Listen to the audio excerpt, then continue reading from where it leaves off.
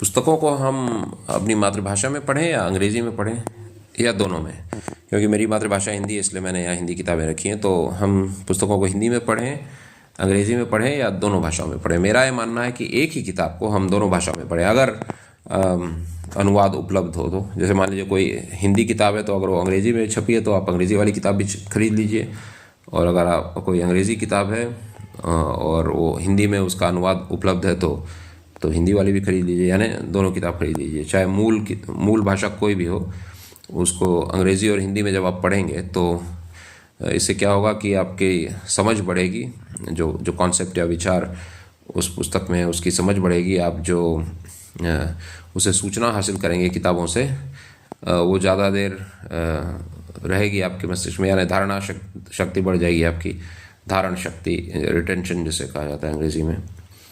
और तीसरी बात है कि अपनी भाषा में जो हम पढ़ते हैं उसका असर ज़्यादा होता है हमारे मस्तिष्क पर, दिलो दिमाग पर असर उसका ज़्यादा होता है। जैसे चिंता छोड़ो सुख से जियो का असर मेरे ऊपर ज़्यादा होगा इसके मुकाबले how to stop worrying and start living.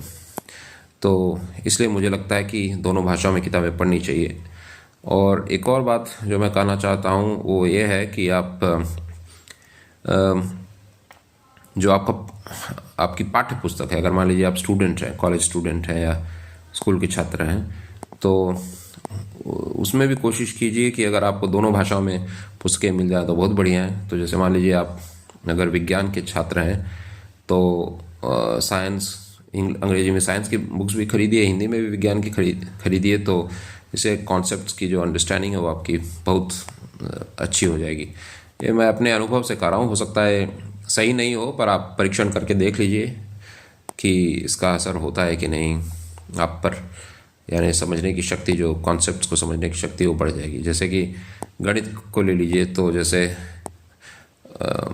अब गुणा जैसे करते हैं तो उसमें एक होता है गुणक, एक होता है गुण्य और गुणनखंड, और तरह तरह के जो उसमें जो पार्ट्स होते हैं या भाग होते हैं, जो गुणा करने की जो प्रक्रिया होती है उसको आप हिंदी में भी समझ लीजिए और उसको अंग्रेज़ी में भी समझ लीजिए। जब मल्टीप्लाई करते हैं दो नंबर्स को, तो इससे आपकी अंडरस्टैंडिंग बढ़ जाएगी। ये जो गुणा करने की प्रक्रिया या मल्टीप्लाई करने की का जो ऑपरेशन है या प्रक्रिया है, तो आप इसको एक बार आजमा कर देखिए, और अगर आपको लाभ होता है तो उसका अनुसरण कीजिए।